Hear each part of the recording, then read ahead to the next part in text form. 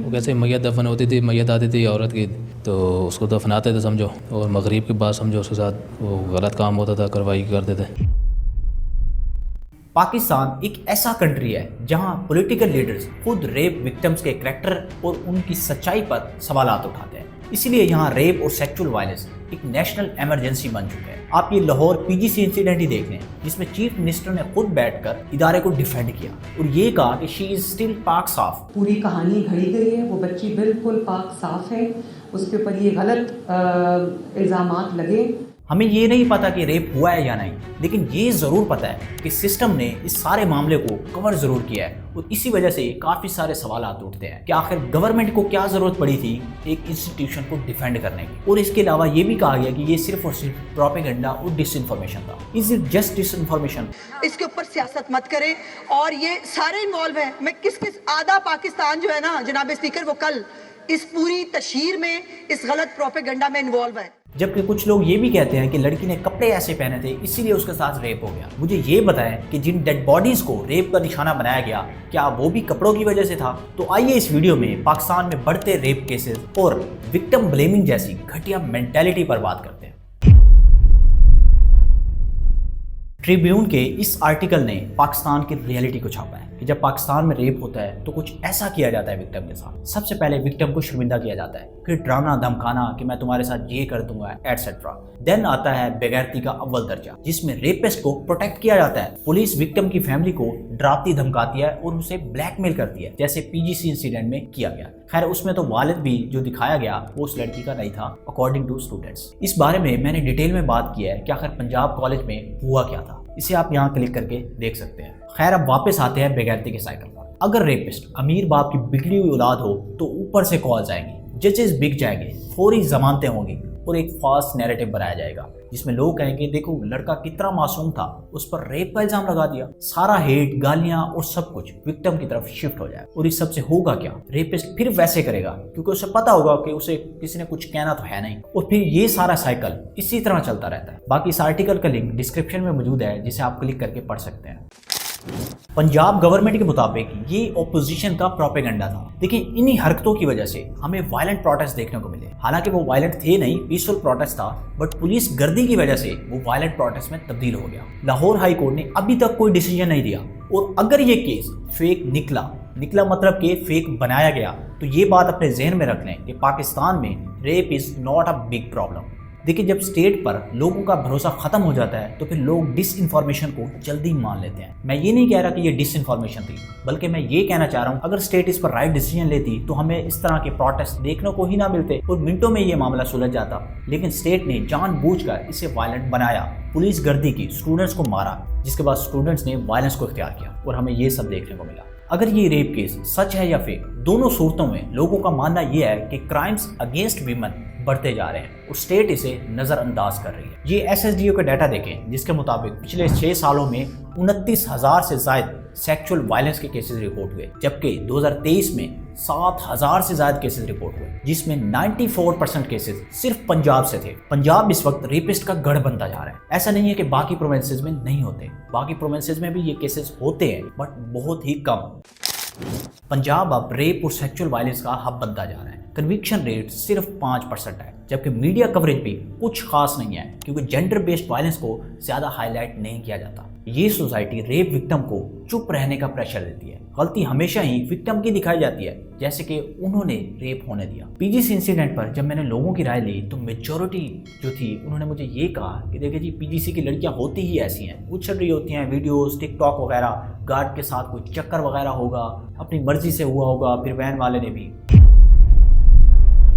ये है सोसाइटी की मेंटालिटी। यही सब होता है विक्टिम के साथ, और इसकी सबसे बड़ी जो फेलियर की वजह है वो है सरकार की नाअहली। देखिए पीजीसी इंसिडेंट बहुत बड़ा इंसिडेंट जरूर है, लेकिन इसे चुटकियों में हल किया जा सकता था। एक जुडिशियल कमीशन बनाया जाता, इंडिपेंडेंट इन्वेस्टिगेशन की जाती और फोरेंसिक करवाना था, और हमारे सामने रिजल्ट आ जाते कि रेप हुआ या नहीं, और ना ही कोई प्रोटेस्ट होता है। लेकिन क्योंकि धंधा इतना बड़ा है, इससे भी तो प्रोटेक्ट करना था, क्योंकि फिर यही बिजनेसमैन पार्टी फंडिंग करते हैं, पार्टी को जज से वगैरह सब कुछ करवाते हैं, और हर इलीगल धंधे में भी गवर्नमेंट को सपोर्ट करते हैं। तो ये गवर्नमेंट की मजबूरी थी इसे प्रोटेक्ट करना। अनफॉर्चुनेटली हमारी सोसाइटी में रेप केसेस के बाद अक्सर ये कहा जाता है कि ये एक्सीडेंट था, लोग कहते हैं कि ये प्लान नहीं था, बस हो गया, लेकिन क्राइम तो क्राइम होता है ना। जबकि मेजॉरिटी जो लोगों की है वो ये कहती है कि देखिए जी, लड़की ने ऐसे कपड़े पहने थे इसलिए उसके साथ रेप हो गया। मुझे ये पता है जिन डेड बॉडीज को रेप का निशाना बनाया गया, क्या वो भी कपड़ों की वजह से था? और जो 6 साल 5 साल के बच्चों को निशाना बनाया गया रेप का, क्या वो भी कपड़ों की वजह से था? हमें इस घटिया मेंटालिटी को खत्म करना होगा। अब वापस बात करता हूँ पीजीसी इंसिडेंट पर, जिस पर चीफ मिनिस्टर पंजाब मरीम नवाज ने कहा कि विक्टिम इज स्टिल पाक साफ and she belongs to respected family. पूरी कहानी घड़ी गई है, वो बच्ची बिल्कुल पाक साफ है, उसके ऊपर ये गलत इल्ज़ामात लगे। देखिए, मैं नहीं समझता कि इन्हें औरत कहना चाहिए। इनके इन्हीं अल्फाजों की वजह से मुल्क में हमें प्रोटेस्ट देखने को मिले। एक औरत होकर जब आप मिसोजिनिस्टिक कमेंट्स करेंगी तो ये और भी टॉक्सिक लगता है और विक्टिम को डिग्रेड करता है। अच्छा, मैडम यहाँ नहीं रुकी बल्कि पीजीसी की एम्बेसडर बन गई। ये कहा कि देखिए जी, पीजीसी वेल रेप्यूटेड इदारा है, शरीफ आदमी ऑनर है, ब्ला ब्ला ब्ला। पंजाब कॉलेजेस एक ऐसा ग्रुप ऑफ कॉलेजेस है, स्कूल्स हैं जो बच्चों को तालीम दे रहे हैं आपने कुछ जाने बगैर। और इसके लिए मैं अपने एजुकेशन मिनिस्टर को भी मैंने कहा कि आपको वो मुअत्तल नहीं करनी चाहिए थी, उनको सस्पेंड नहीं करनी चाहिए थी, कोई एक्शन जब तक इन्वेस्टिगेशन ना हो एक्शन नहीं लेना चाहिए था। वो किसी इज्जतदार आदमी का है। मुझे तो एक बार ये लगा कि शायद पीजीसी की डायरेक्टर ये प्रेस कॉन्फ्रेंस कर रही है। अच्छा, ये कोई पहली बार नहीं हुआ कि पॉलिटिशियंस ने रेप को ट्रिवियलाइज किया। साल 2005 में परवेज मुशर्रफ ने कहा था कि औरतें रेप का इल्ज़ाम इसलिए लगाती हैं ताकि उन्हें पैसा या फिर वीज़ा मिल सके। ये बात उन्होंने एक फॉरेन एजेंसी के साथ इंटरव्यू में कही थी about Mukhtaran Mai gang rape. पहली गल तो है मेरे तो दुख लगे इस चीज़ का, क्योंकि वो अपनी माँओं बहनों के बारे में ये बयान उन्होंने दिया एक पाकिस्तान का सदर होकर। लेकिन उसके बाद कोई भी औरत नहीं चाहती जो मेरी इज़्ज़त ख़राब हो या इज़्ज़त लैलाम हो एक तरीके ना, तो मैं करोड़पति बनूँ। एंड आल्सो इमरान खान ने भी एक इंटरव्यू में कहा था कि छोटे कपड़े मेल्स को इंसाइट करते हैं रेप कमिट करने के लिए until they were robots। और इसके अलावा डॉक्टर जाकिर नायक ने भी इस हवाले से बात की। If a woman is wearing very few clothes, it will have an impact on the men unless they are robots।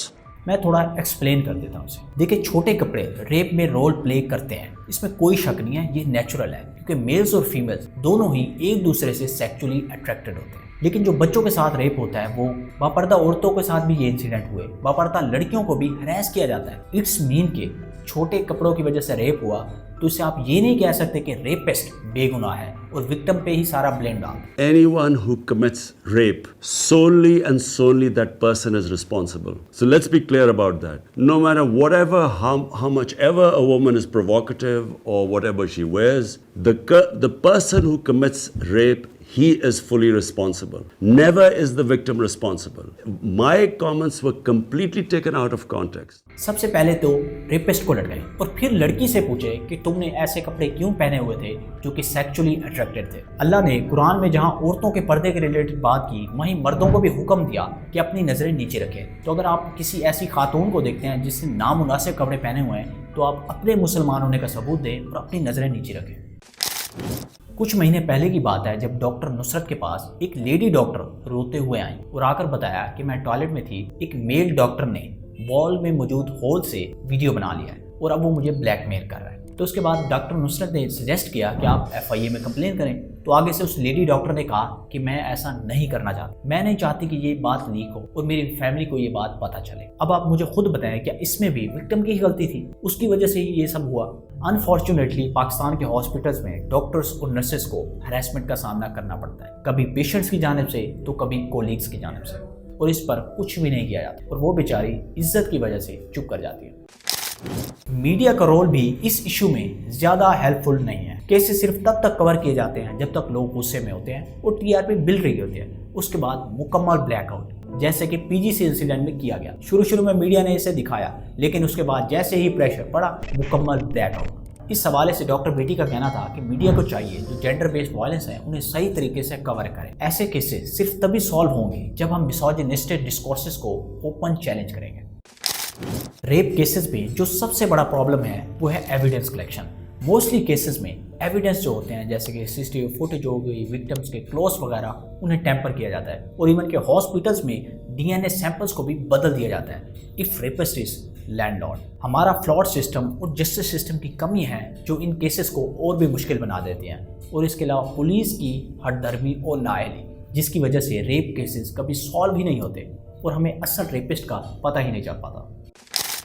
Pakistan, India, Bangladesh, हर जगह रेप केसेस में इजाफा होता जा रहा है। ऐसा नहीं है कि ये सिर्फ एक ही रीजन का प्रॉब्लम है, ये एक सिस्टमैटिक फेलियर है जो तब तक ठीक नहीं होगा जब तक हम अपनी सोसाइटी में बदलाव नहीं लाते। हमें ना सिर्फ कानून को इम्प्लीमेंट करने की ज़रूरत है बल्कि जो सोसाइटी का घटिया माइंडसेट है उसे भी बदलना ज़रूरी है, जिसमें मेन है विक्टिम ब्लेमिंग। ये हमारे बच्चों को एजुकेट करने का वक्त है ताकि कल को ये मुआशरा और भी बेहतर हो सके और ये बात अपने जहन में बिठा लें कि rape is a crime, not an accident.